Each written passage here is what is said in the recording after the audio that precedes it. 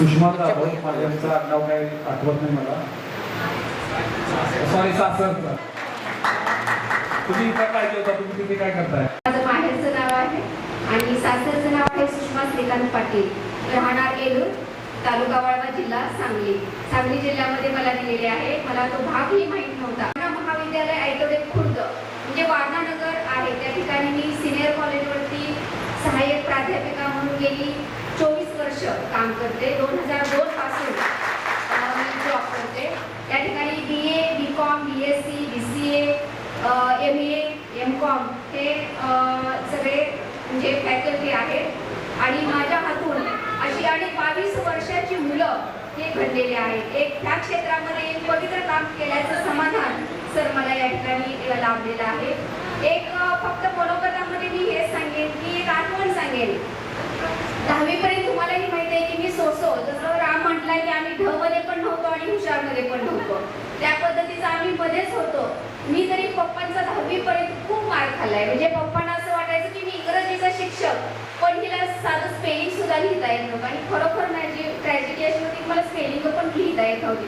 ती स्पेलिंग दिसली की मला असं गोल गोल गोल गोल फिरल्याचं दिसायचं. म्हणजे माझा आवडीचा विषय हिंदी होता, परंतु इंग्रजीशी काही संबंध माझा नव्हता.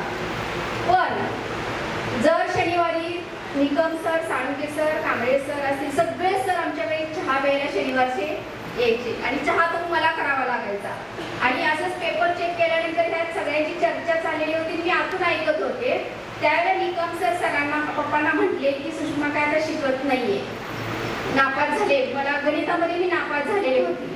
तर पप्पा रागाने म्हटले काय माझं पण ऐकत नाहीये, तिचं मी लग्न करणार. 10वी झाली की मी तिचं लग्न करणार. माझ्या आयुष्यातील टर्निंग पॉइंट होता की मी जर शिकले नाही तर मला हाऊसवाईफ म्हणून राहावं लागेल.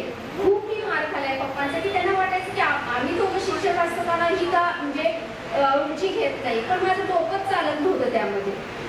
पण तो जो टर्निंग पॉइंट ठरला त्यातून मी घडत गेले. 11वी झाली, 12वी झाली, 12वीला चांगली मार्क्स पडले, BA झाले, BEd केलं मी फ्री सीट मध्ये.